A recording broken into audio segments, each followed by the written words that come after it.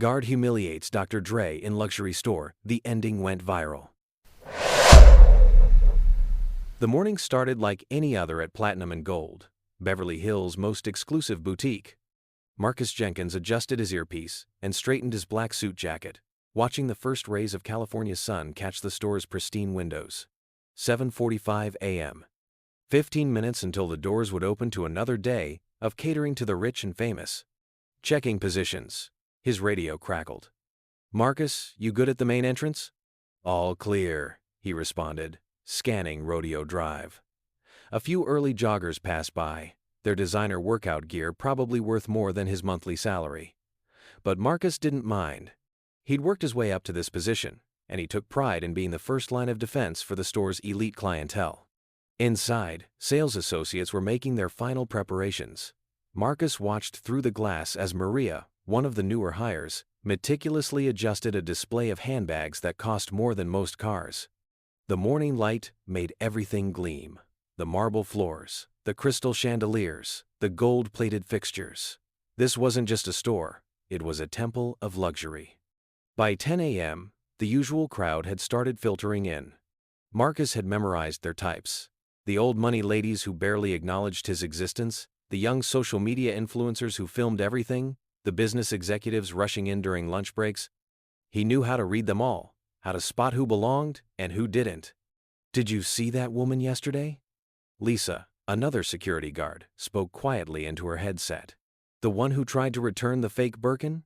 Marcus chuckled. "Amateur hour, could spot that knockoff from a mile away." "You've got the best eye in the business, Marcus. That's why they keep you on the front." He smiled at the compliment. After 7 years, Marcus had developed what he considered an infallible instinct. The way someone walked, how they dressed, the look in their eyes, it all told a story. His record for spotting trouble was unmatched, and management knew it. The morning crowd thinned out around noon when the first drops of rain started falling. Unusual weather for Beverly Hills, and it seemed to keep the regular customers away. Marcus watched as people hurried past, holding designer bags over their heads as makeshift umbrellas. "Heads up!" Lisa's voice came through his earpiece. Two guys, looking suspicious on the corner. One, in a hoodie. Marcus spotted them immediately. Young men, casual clothes, looking at their phones. "I see them. Probably just taking shelter from the rain, but I'll keep an eye out." The rain grew heavier, drumming against the store's glass facade. Inside, the few customers browsed unhurriedly, protected from the weather in their climate-controlled sanctuary of luxury. Marcus checked his watch. 2 p.m. Usually a quiet time. His phone buzzed. A text from his daughter. "Dad, can you help with tuition this month? I am a little short." Marcus sighed, typing back a quick, "I'll try." Security paid well, but not well enough to cover both his bills and his daughter's college expenses. Still, he was grateful for this job. It was respectable work, and he was good at it. "Marcus, you should take your break," Lisa suggested. "I can cover the door." "Nah, I am good. Something about this weather has me on edge." A black Rolls-Royce Phantom pulled up to the curb. Nothing unusual there. They saw plenty of luxury cars. But instead of the typical chauffeur open door and well-dressed businessman, a single man stepped out wearing a black hoodie and jeans. He moved with confidence, seemingly unbothered by the rain. Marcus tensed slightly. The man was black, like him, but something didn't feel right. The car didn't match the casual outfit. In his experience, the real players dressed to show their status. The man approached the door, and Marcus made his decision. Not today. Not on his watch. "Sir." Marcus stepped forward, his voice professionally firm. "I apologize, but we're actually closing for a private event." The man in the hoodie stopped, looking past Marcus through the glass doors, where other customers were clearly shopping. His expression remained neutral, but his eyes, there was something in them that made Marcus's certainty waver for just a moment. "Man, I can see people shopping right now." The voice. Something about it was familiar, but Marcus was already committed. 7 years of instincts couldn't be wrong. "Sir, as I said, we're preparing for a private event. I am going to have to ask you to come back another time." Marcus shifted his weight, subtly moving to more fully block the entrance. Inside, Maria had noticed the interaction and was watching with growing concern. She reached for her phone, fingers trembling slightly as she typed something. The man in the hoodie didn't move. The rain had soaked through his clothes now, but he seemed unbothered. "You know what? Call your manager." "Sir, I am authorized to make these decisions. If you continue to be difficult, I'll have no choice but to call security." Marcus pulled himself up to his full height. "You are security," the man replied, his voice carrying a weight that made several passing shoppers stop and stare. "And you are making a big mistake." More phones were coming out now. People had started to gather, despite the rain, forming a loose semicircle around the scene. Marcus felt the first trickle of sweat down his back, but he couldn't back down now. His reputation, his authority was on the line. "Final warning, sir. Step away from the entrance." The man pulled out his phone, his movements deliberate and calm. Too calm. He pressed a single button and held the phone to his ear. "Yeah, Jimmy? You are not going to believe what's happening at your store right now." "Jimmy?" Marcus's stomach dropped. Jimmy Iovine was one of the store's owners. How did this man have his number? But before he could process this information, the store's manager, Angela Chen, burst through the doors, her face a mask of horror as she recognized the man Marcus had been trying to turn away. "Oh my God," she gasped. "Dr. Dre!" And just like that, Marcus's perfect world began to crumble. The crowd that had gathered was dead silent. Marcus felt like he was underwater, sound distorted and time moving in slow motion. Dr. Dre, the man worth nearly $1 billion, the legend who had shaped hip-hop culture, the businessman who'd sold beats to Apple for $3 billion, had been standing in the rain because of him. "Dr. Dre, please, come inside," Angela was saying, her voice high-pitched with panic. "I cannot apologize enough for this misunderstanding." Dre hadn't moved. His eyes were still locked on Marcus, who felt smaller with each passing second. The phones recording everything didn't help.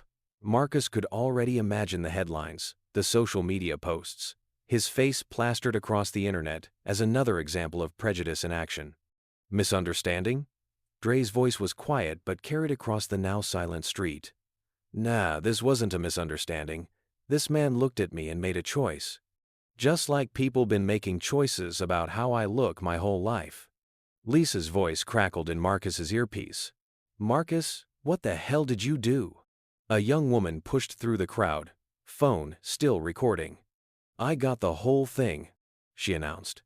"From the moment you tried to say the store was closed while letting white customers walk right past."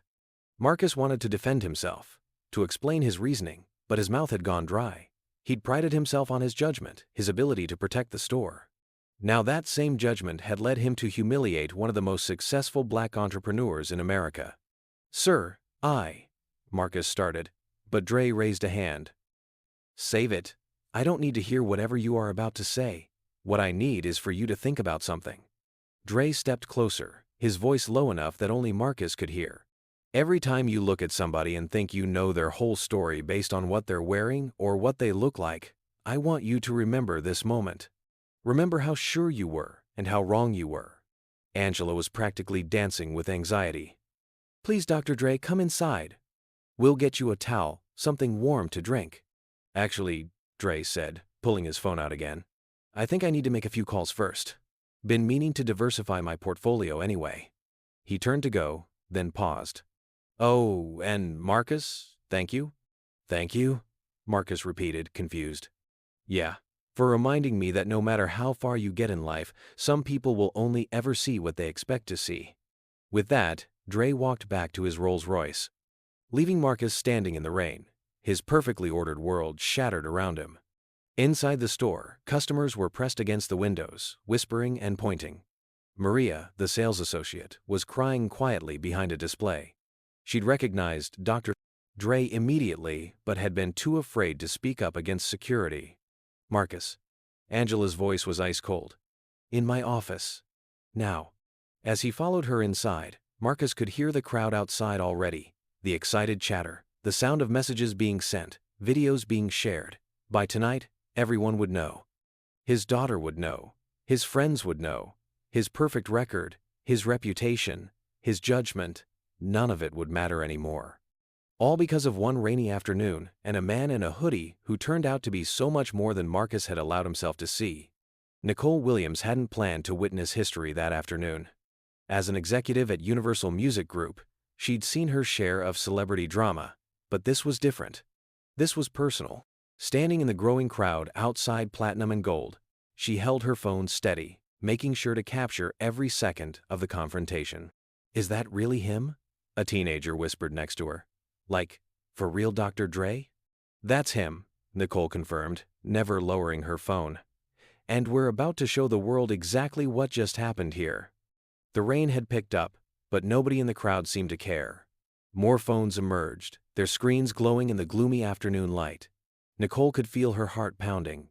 As a black woman in the music industry, she'd faced her own share of prejudice, but watching it happen to someone of Dre's stature, it made her blood boil.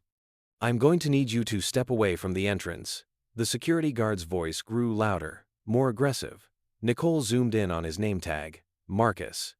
"You are really going to want to rethink that tone," said a woman in designer clothes who had paused her shopping to watch.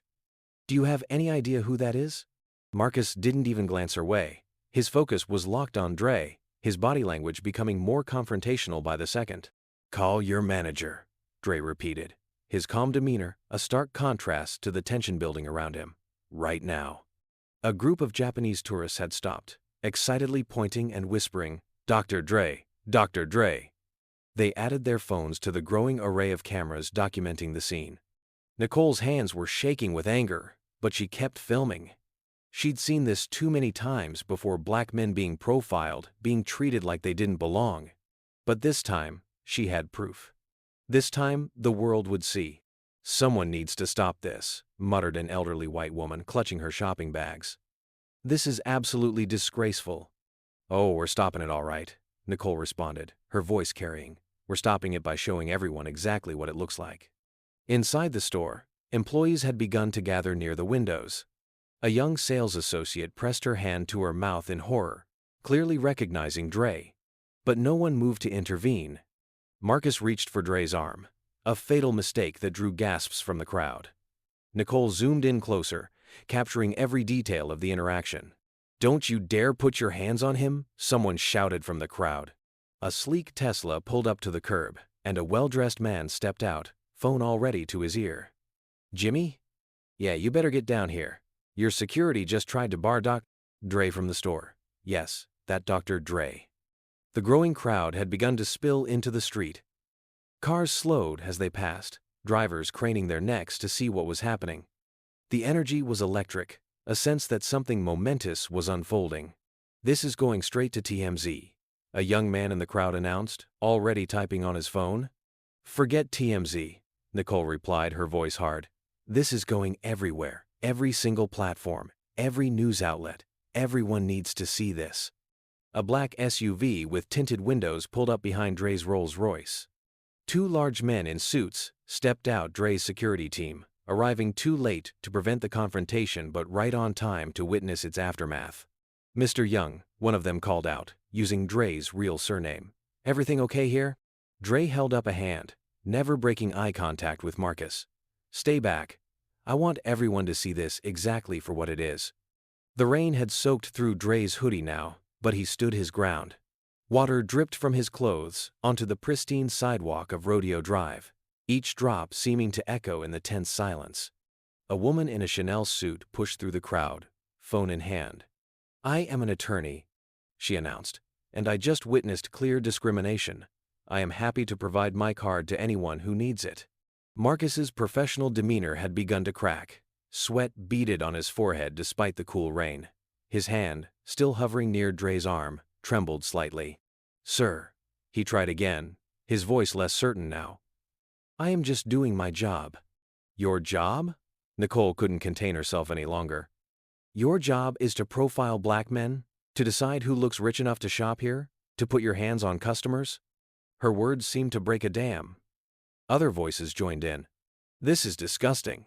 In 2025, this is still happening? Someone call the news. I am never shopping here again." The crowd had swelled to nearly 50 people now, all with phones raised, all bearing witness. The scene had taken on the feeling of a historical moment, something that would be talked about, shared, analyzed. Through it all, Dre remained perfectly still, letting the situation play out, letting the cameras record every second. His calm was more powerful than any anger could have been. A young woman pushed through the crowd, tears in her eyes. "Mr. Dre, I am so sorry this is happening to you. My brother, he deals with this all the time. But nobody believes us when we tell them. Thank you for letting us show them." Nicole's phone battery warning flashed, 20% remaining. She quickly pulled out a portable charger. This was too important to miss even a second. "I've got 3 different angles already," a man in the crowd called out. "Plus, everyone's live streaming. This is going viral in real time." The security guard's radio crackled to life. "Marcus, what's the situation at the front? Do we need to call BHPD?" Before he could respond, the store's manager burst through the doors, and everything changed. At that moment, Nicole knew she had captured something more than just another viral video. This wasn't just about one store, one security guard, or even one celebrity. This was about a pattern, a system, a reality that people had been denying for too long. She looked down at her phone, making sure the recording was still going. The file size was already massive, but she'd keep recording until the very end. The world needed to see this, all of it. "This is what we deal with every day," she muttered, already composing the caption in her head. Number shopping while black isn't just a hashtag. This is real life.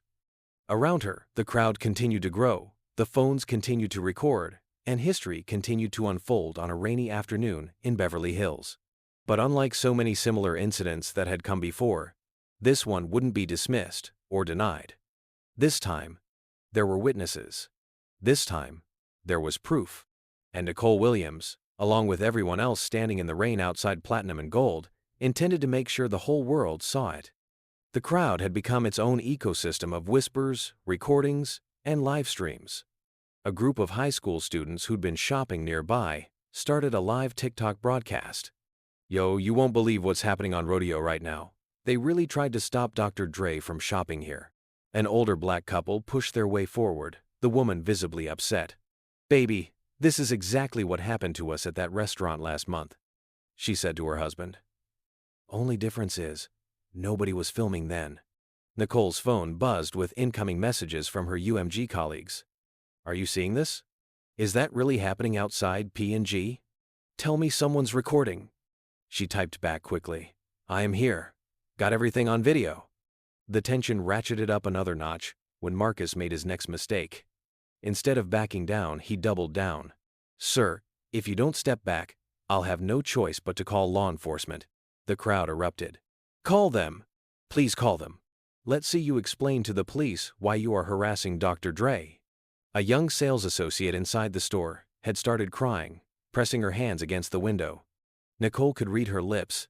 "That's Dr. Dre. Oh my God, that's Dr. Dre." 2 women in designer workout gear stopped their jog to join the crowd. One pulled out her phone and dialed quickly. "Steven, you need to call Jimmy right now. I am outside P&G, and they're refusing entry to Dre. Yes, your friend Dre. This is going to be a nightmare for the brand." The rain continued to fall, but nobody moved. If anything, the crowd grew larger. Cars were stopping in the street now, causing a traffic jam on Rodeo Drive. The whole scene had taken on a surreal quality. One of the most successful producers and businessmen in music history, standing in the rain while a security guard threatened to call the police on him. "Somebody better call TMZ," a voice called out from the back. "TMZ?" Nicole scoffed. "This is bigger than TMZ. This is about to be everywhere." She wasn't wrong. Already, clips were spreading across social media platforms. The hashtag number #DreOnRodeo was gaining traction. People were tagging news outlets, celebrities, civil rights organizations. A black Mercedes pulled up, and a man in an expensive suit jumped out, phone to his ear. "Jimmy? Yeah, I am looking at it right now. It's bad. Really bad. You need to get down here now." The tension had reached a breaking point. Marcus's hand was still hovering near Dre's arm, but his confidence was clearly shaken. Sweat mixed with rain on his forehead.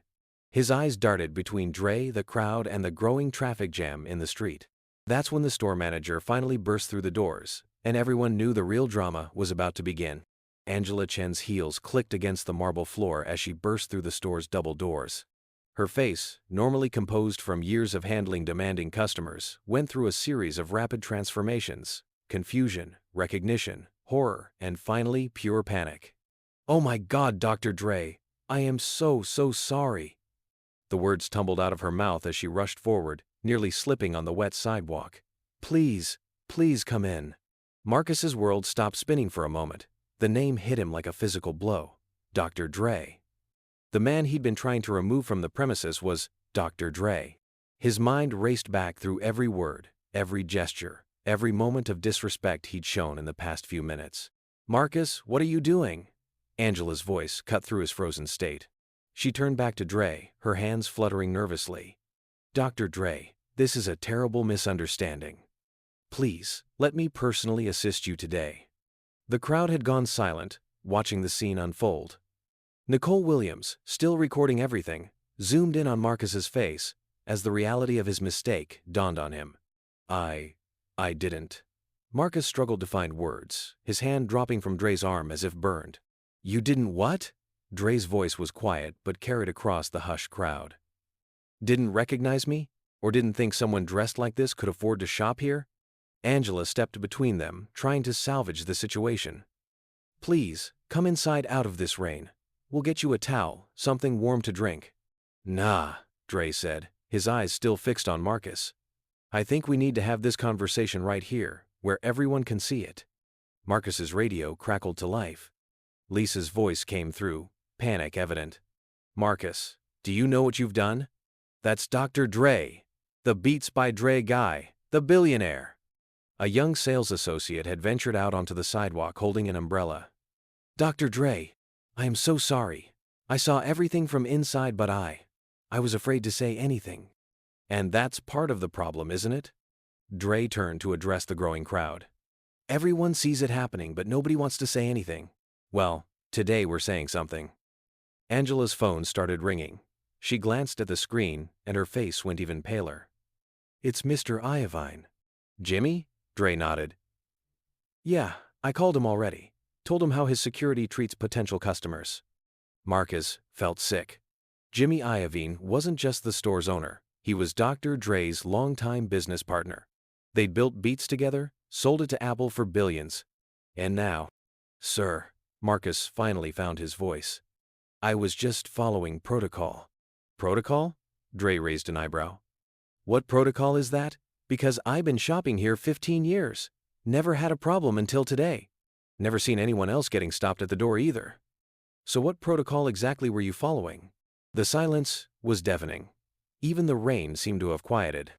"I've been coming to this store longer than you've worked here," Dre continued. "Bought plenty of things.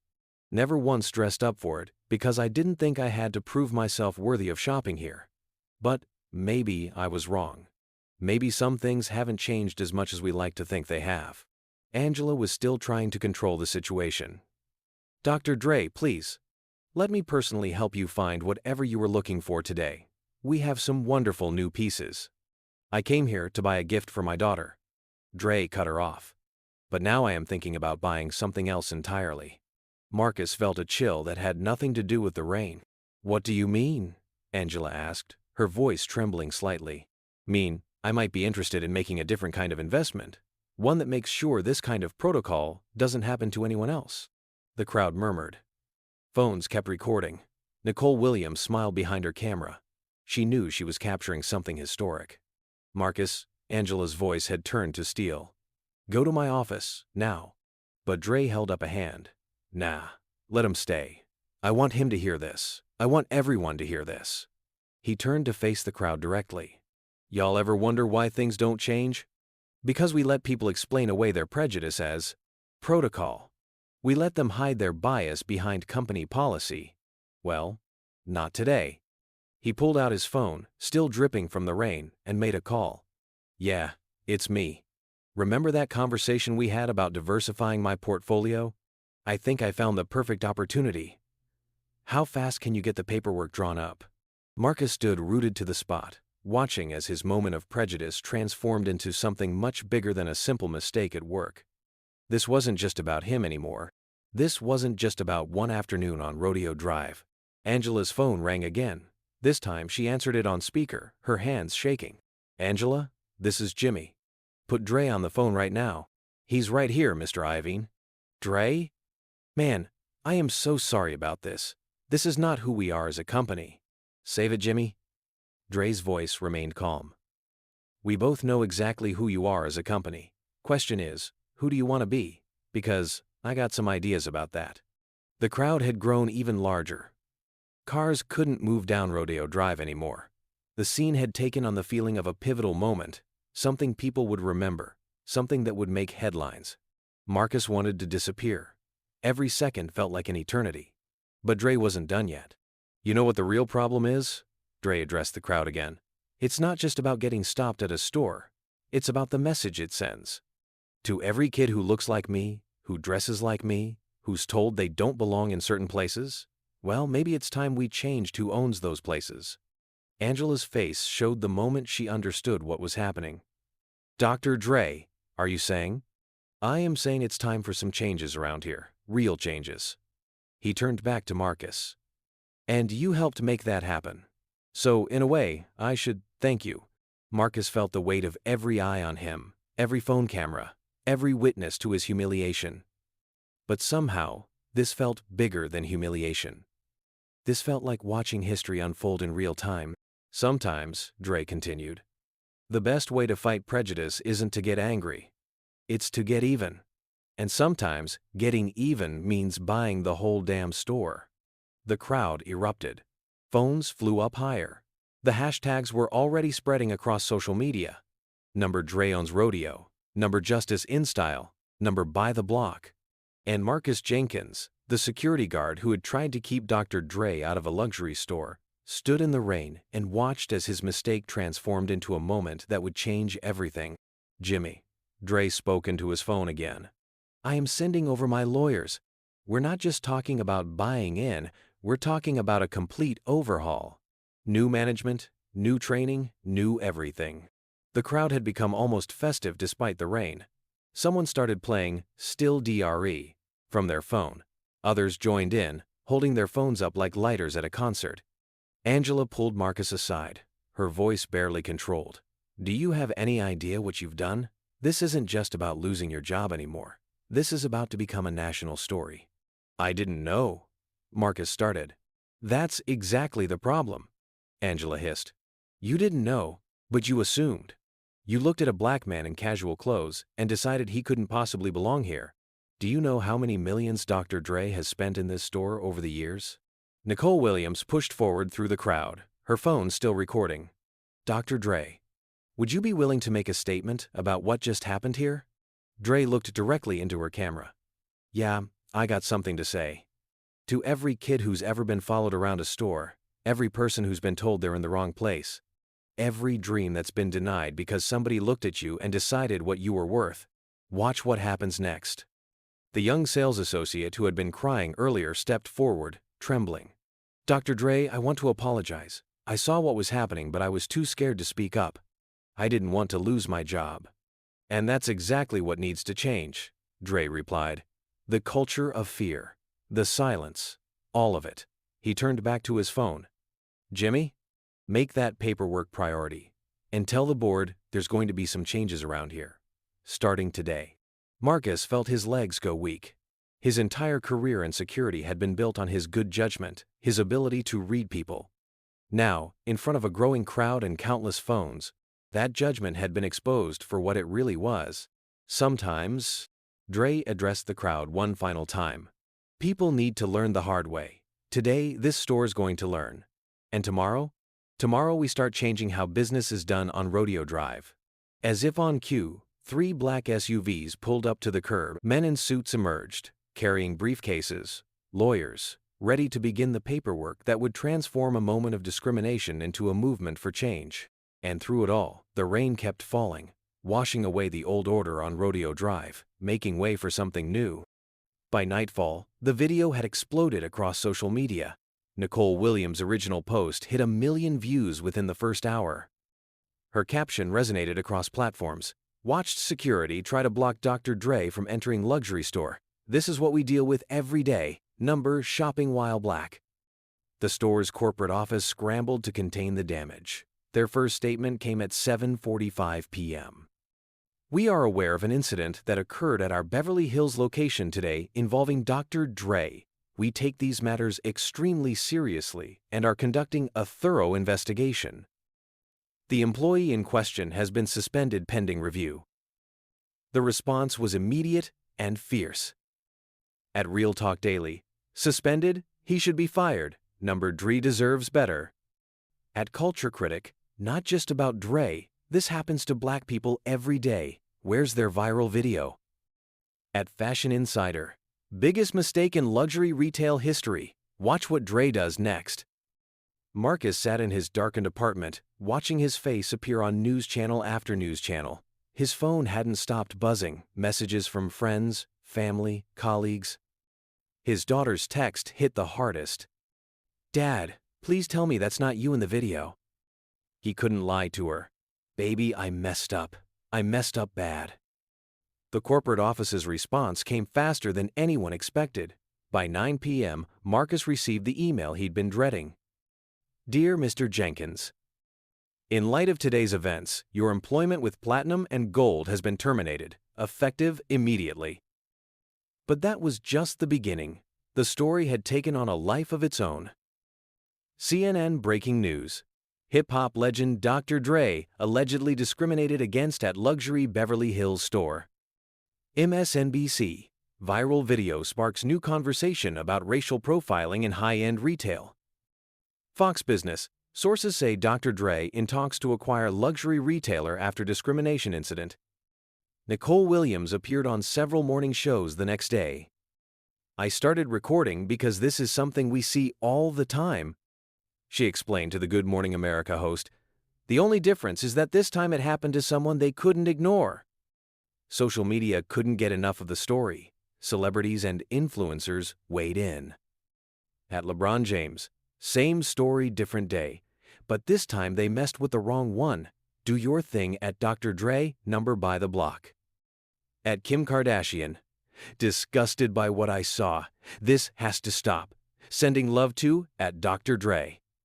At Trevor Noah, imagine having enough money to buy Beats by Dre, but getting told you don't look rich enough to buy a handbag. But it was Dre's Instagram post that changed everything. At exactly noon the next day, he shared the viral video with a message that would reshape the conversation. Could have gotten angry, could have made a scene. Instead, I am buying this store and implementing mandatory bias training for all employees. Change doesn't come from reaction. It comes from action. Number by the block, number time for change. The post hit 10 million likes within hours. Comments flooded in. That's how you turn negativity into power. Real boss moves. Buy the system and change it from within. This is how you use privilege to create change. Marcus watched it all unfold from his living room, ignoring calls from reporters and declining interview requests. But one call he couldn't ignore came from an unexpected source, Dr. Dre's office. Mr. Jenkins, Dr. Dre would like to meet with you. The meeting was set for the following morning at Dre's office in Calabasas. Marcus arrived early, his hands shaking as he sat in the elaborate waiting room. When Dre finally emerged, he wasn't wearing designer clothes, just a simple black hoodie, similar to the one from that rainy day. You know why I wanted to see you? Dre asked, settling into a chair across from Marcus. To fire me again? Marcus attempted a weak joke. Nah, man, to thank you. Marcus blinked in confusion. Thank me? Yeah, because you showed everyone exactly what we've been talking about for years. You made it impossible to deny. And now, we're going to use that moment to make real change. Dre pulled out a folder and slid it across the table. Inside was a job offer, not for security, but for a position on the store's new diversity and inclusion team. Sometimes, Dre said, the best teachers are the ones who learn their lessons the hard way. You willing to help make sure nobody else makes the same mistake? Marcus stared at the paper, tears welling in his eyes. Why would you do this, after what I did? Because real change doesn't come from canceling people. It comes from transforming them. You ready to be part of that transformation? 2 weeks later, the store reopened under new management. The first change was obvious. The security staff was gone, replaced by welcome ambassadors trained in hospitality rather than suspicion. The store itself had been renovated, featuring a new installation in the entrance, a wall of screens showing a rotating display of successful Black entrepreneurs, artists, and professionals, many wearing casual clothes. At the center was a simple message: style isn't what you wear, it's who you are. Nicole Williams' viral video played on one of the screens, now part of the mandatory training for all luxury retail employees in the company. And leading that training? Marcus Jenkins, whose journey from security guard to diversity educator became another kind of viral story, one about redemption and transformation. The final twist came 6 months later when industry reports showed the store's sales had increased by 50%. Turns out, making people feel welcome was good for business. Dre rarely visited the store anymore, but his impact was everywhere, from the diverse staff to the new customer service policies. The rain-soaked confrontation that could have been just another viral moment of outrage had instead become a catalyst for real change. And Marcus? He kept the security badge from that day, framed on his office wall. Under it, he placed a simple quote from Dr. Dre: "Sometimes the biggest power move isn't getting mad, it's getting even by doing better." The story of what happened that rainy day on Rodeo Drive became more than just another viral video. It became a case study in how to transform a moment of discrimination into a movement for change. And it all started with a man in a hoodie who refused to be judged by his appearance. As for the luxury retail industry, they called it the Dre effect, a wholesale transformation in how high-end stores approached customer service and inclusion. Other brands scrambled to follow suit, implementing similar training programs and revamping their security protocols. The final word came from Dre himself, speaking at a retail industry conference months later. Sometimes it takes a moment of darkness to show us where we need to shine the light. That day wasn't just about me. It was about every person who's ever been judged before they could speak, dismissed before they could prove themselves. And now? Now we're changing the game, one store at a time. The impact rippled far beyond Rodeo Drive. Other luxury brands began reaching out to Dre's team, seeking guidance on their own transformation programs. Within a year, the Dre Protocol became the gold standard for retail inclusion.